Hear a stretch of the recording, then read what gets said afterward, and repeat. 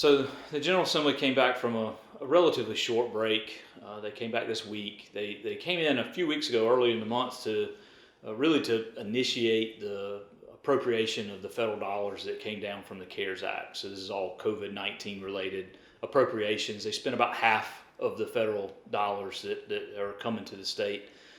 This week they really got back to more like business as usual. They filed bills. They actually moved a few bills through committees that are not necessarily COVID related.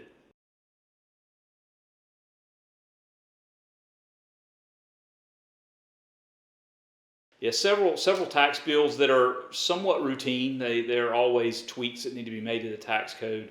One of them related to sales tax. The impact there on farmers is that it had to do with sales tax paid on livestock sales. And so over the last few months, there's been some new directives from the Department of Revenue related to how auctioneers need to collect sales tax.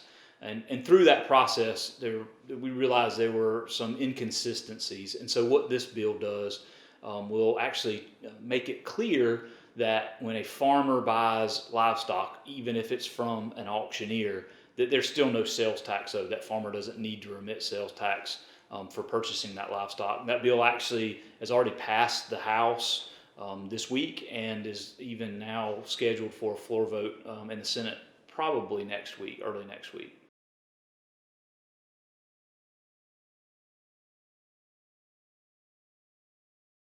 Yeah, so one of the other tax bills that's moving is a revenue laws corrections bill. Again, it's another bill that comes up pretty much every year, and it's where the state decides what they're going to do with many of the federal tax code changes. So the state has a decision to make on when it comes to those federal tax changes. Does the state conform to what the federal changes are, or do we decouple and continue doing things like the state wants to?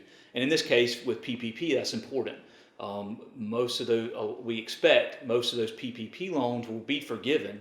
And so in any normal case, a loan forgiveness could be considered as income. In the CARES Act, what the federal government did is they specifically said that would not be treated as income for federal income tax purposes.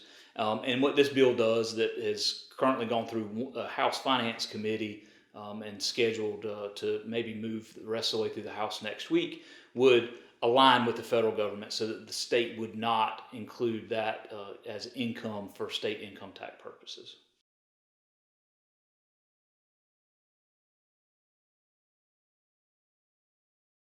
Yeah, typically part of what the second session, the second year of a session, the short session is for, is making budget corrections.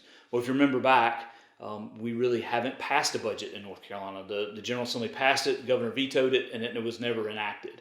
And so we're really working through a continuing resolution coupled with several mini budgets that were passed last year.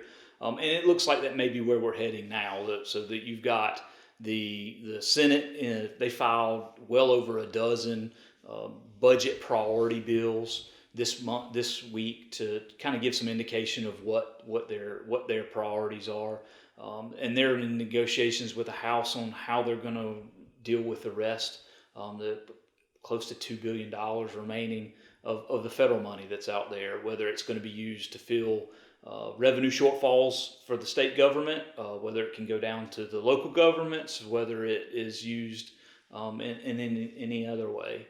So there's going to be a few weeks of going back and forth to try to figure out how to craft a budget, whether it's in multiple bills like it was last year, or whether they actually can come up with a comprehensive bill moving forward.